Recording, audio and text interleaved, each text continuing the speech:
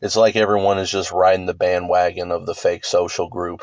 They don't even know why that's their opinions. It's just, oh, that's what everybody else that showed up here also said. You know, the YouTube analysis video told me that X, Y, and Z video games suck, so that's what I believe now.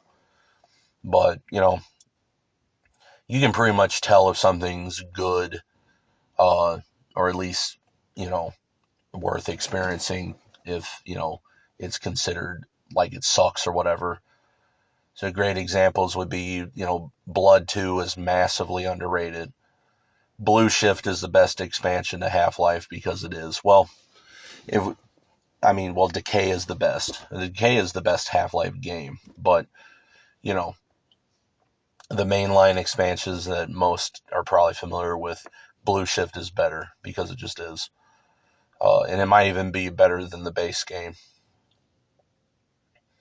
But I don't know what it is where, it's like nothing that's remotely interesting ever seems to appeal to the majority. And you see that, with these fake gaming communities where there's always this shit that they like they're like required to dislike or something. Like one of the biggest ones would be like the platforming in Half-Life, or actually before that, like Zen, for example. Zen is one of the best parts of Half-Life. All right, and I say that as somebody who hates alien shit in video games, and I really don't like outer space stuff or like alien planet type of shit. And I'm the one saying that Zen is one of the best parts of the game, and even in Blue Shift, it's one of the best parts. It's not that great in Opposing Force, but my favorite part of Opposing Force is using the secondary on the displacer cannon to find the like secret areas, right? Because like a lot of them will be Zen places that are mostly just get extra resources. Some of them troll you though, right? Like if you zap into them and you just fall into the abyss, that's kind of a dick move. But I love the exploration and Opposing Force. But Zen in the first game is a lot of fun and probably one of the best parts of the game. Out of the uh, let's see, surface tension's an obvious one. I like questionable ethics a lot, but that's another one that's of the worldly levels. It's like you're like required in Half-Life videos to say On a Rail sucked. On a Rail is the best part of the game if we're not including Zen in that. I don't know why everybody hates that part because, you get to explore around. It's not that difficult to find your fucking way in it. And the secret, by the way, is to just, anytime you see one of the turn signal things, shoot it. I mean, as long as you're going one direction, if you just shoot the signals every time you see one, you'll always go the right direction. And it's really, even if you didn't already know that, I mean, I played it when I was 11 on the fucking PS2 and I didn't get lost. And I had the Prima Strategy Guide, but not when I first played it. I didn't even know about that trick till after I first played it. Because it says that in the strategy guide. But, you know, On a Rail has all these abandoned parts to explore. And I don't understand why like the least linear parts of the game are the ones that motherfuckers will get the most mad about. I think motherfuckers really just want to be told where to go in levels and like what to do. And that's why, everything gets degraded into the modern, kind of point and drool interfaces, right? Like Unreal Engine, it was nice in the day when I first messed with not Unreal Engine 3, but UDK, because I could export stuff from from Hammer, import it, kind of modify it some, slap textures on it, and like if I import it into UDK would just automatically assign the materials and all that. That was cool, but you know, it's very clear that the tools being made too easy to use is part of the reasons games suck now. There's no art or level like design creativity. Everything's photogrammetry scanned in, and there's no talent, and there's no really game design because they don't know how to make games. And it's like this is the type of gaming environment you get nowadays that comes from motherfuckers that got mad that they had to actually think a little bit in a video game where its whole tagline was run, think, shoot, live, right? But another thing most motherfuckers will say they hate about Half-Life is the platforming. Dude, that was one of the reasons I showed up. It's actually one of the most compelling parts of Half-Life for me. Especially when I was younger, because I was used to like Super Mario Brothers and Super Mario 64. I had played Turok Dinosaur Hunter. It had a lot of platforming in it too, though, and so for me, a game like Half-Life coming from platformers made total sense, especially playing Jack and Daxter and other badass platformers on the PS2 back in the day.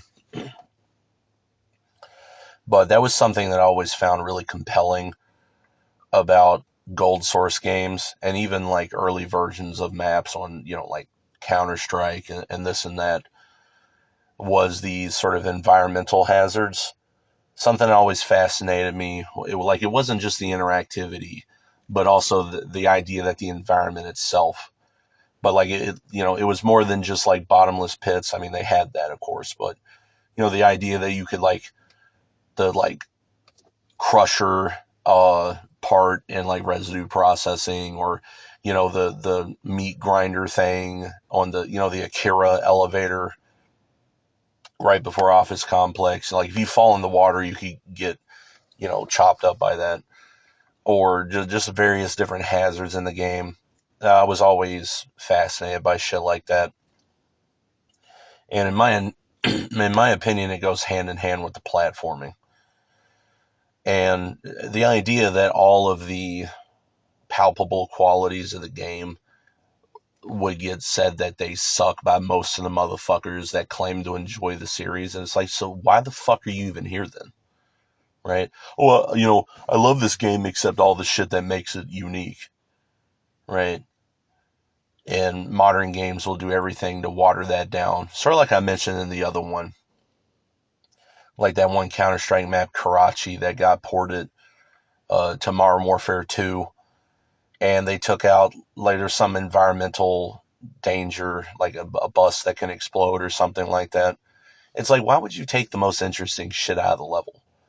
Something I always thought was cool with Half-Life was, like, for an example, right on unforeseen consequences, if you go back to the start, though that big wall of computer screens, you can shoot them and break them. Some of them will explode and they'll actually damage you, but not all of them. I just thought that was always kind of fascinating, and it would be funny in like Counter Strike maps, like 1.5 era, where there's some stuff like that where you could like take damage from something breaking, and being low on health and just kind of bored, you just like knife something and it blows up and you die. Like I think the satellite, or like the dish or whatever on top of the van thing at the start, like the Counter Strike, or the CT part of CS Assault, I think it can actually damage you like that. And it made the world feel a lot more real and lived in. And it goes hand in hand with the sort of bleakness and isolation, or desolation or whatever, that I loved about Half-Life, and especially on a rail. And I realized something while I was thinking about it yesterday or whatever, that I think a big part of the reason that you have that feeling, it's like it's like weirdly lived in but also empty, even in a populated server, especially like even on like Counter-Strike maps or whatever. I think a big part of that was actually due to the sound processing. the DSP in Half-Life, or like Gold Source games in general, is some of the best I've ever seen, even today. Even without the fancy add-on card effects or whatever, just the base effects in the game are really fucking good. And so, the way the echo changes when you're in a hallway versus a vent versus a wide open space, I think that's a huge part of why it gets across that sort of empty feeling, even in populated, game servers, depending on where you're at in the map. And it's because you have that reverberation that a lot of games don't bother modeling. A lot of games are just the straight up sound effects, almost no matter what. And if you compare the two, you can really tell a difference. And it really sells the atmosphere. And I've said this before, that when it comes to your level design, 100% of it is textures and the other 100% is lighting. And then, of course, the point being made is that they're both extremely important and equally important. Well, that's on the visual side of it. But when it comes to the overall atmosphere and the feeling of your level, 100% of that is the visual design, but the other 100% is the sound design.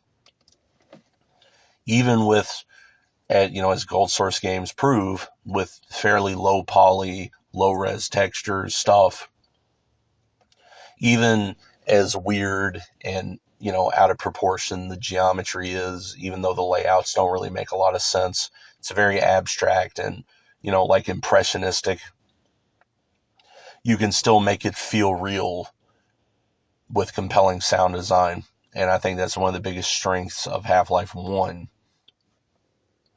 And I also think that might, in a way, be why Half-Life 2 is a lot more unoriginal or unimpressive.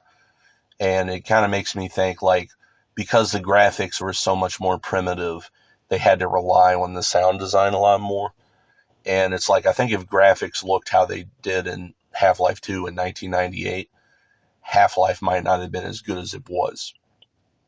Because, they say limitations breed creativity.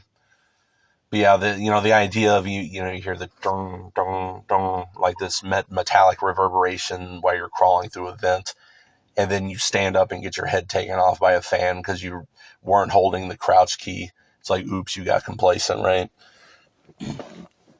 And just this whole empty, hostile landscape thing. It's like, dude, just the sound is a huge part of that. And not even the sound effects themselves, but how they actually feel like they fit the environment. And I never actually thought to do this, but at some point, probably after I do these videos, I'm going to double check, because I'm not sure if there's actually a way to disable the DSP stuff in Gold Source. I think there is. It's been a long time since I've checked,